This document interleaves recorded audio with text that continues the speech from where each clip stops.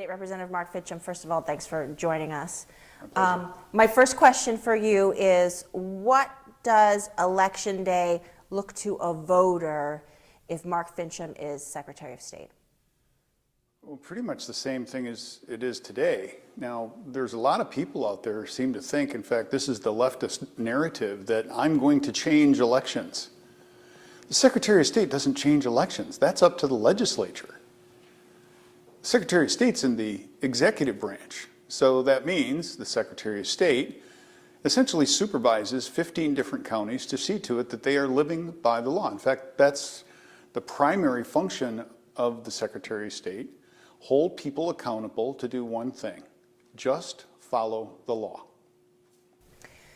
What about your proposals about no more early ballots? Why would you do that when so many Arizona voters like voting early ballots? Well, it's convenient, I'll give you that. But there's a growing mood amongst the people. In fact, we saw that in Pinal County. One of the reasons they ran out of ballots is because people just don't trust the early voting system as much as they used to. Well, you favor moving away from our early ballot system.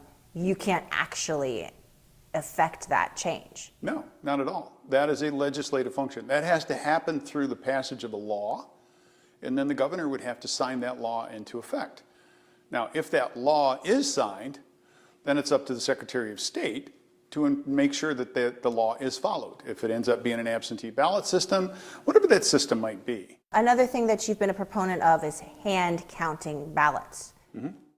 As Secretary of State, you can't make people hand count ballots either. Once again, that's up to the legislature. But you elect the electors for the president based on the vote. That's correct.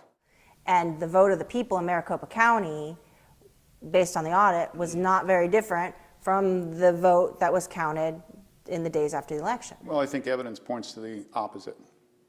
We now have over 140,000 ballot images that are missing the audit head stamp, which includes the date, the time to the second, the machine that the ballot was counted on, and the number of ballot in the sequence of a tranche of ballots that were counted.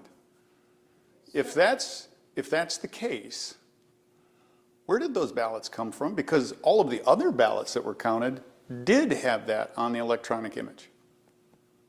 So now you're saying that the audit count was also wrong? Yeah. And quite frankly, it's one I think is worthy of very close examination. In fact, that's one of the reasons why Carrie Lake and I challenged the use of that equipment in future elections. Okay, let's move on to, do you still consider yourself an oath keeper? Frankly, that's an urban legend that has been started. I went to a meeting probably, 7 years ago when they were forming up an organization that, said the Pledge of Allegiance, opened with prayer, recited their oath of office. One meeting, signed on to a roster. Yeah, sure, I'm kind of interested. Here's your $10. That was the last association I had with oath keepers. But the radical left has tried to make that an issue. I know very few people who are, quote, oath keepers, members of an organization. I am, by definition, one who took an oath, and I intend to keep that oath. Not a part of that organization, but I certainly am an oath taker, an oath steward, an oath keeper. I keep that oath, and I'm careful about it. What's the difference between an oath keeper and an oath keeper? Being part of an organization. I'm not part of an organization. I went to a formation meeting. Okay, so what? Nobody talks about the fact that I'm a life member of the National Fraternal Order of Police. After all of the things that have happened on January 6th at the U.S. Capitol and after January 6th at the U.S. Capitol, that rally, would you still today, if you could go back and make that decision, go there and be in Washington, D.C. that day, and why or why not?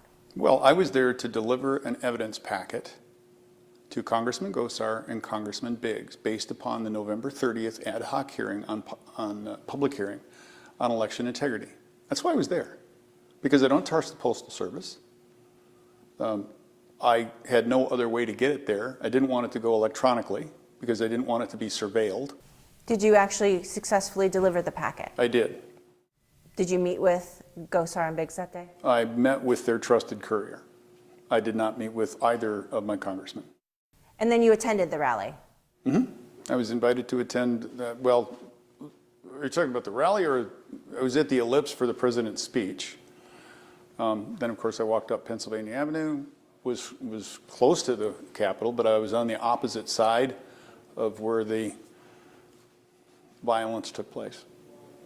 Meaning were you outside the perimeter where the Capitol Police were? I was on the sidewalk with a whole lot of other people who were on the sidewalk.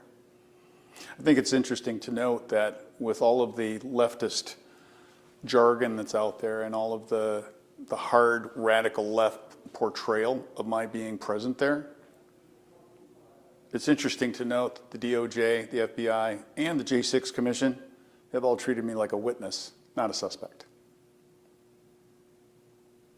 So you feel like you're a witness in this case? They've treated me as a witness, not as a suspect. That's from them, not from me. Thank you so much for your time. You bet.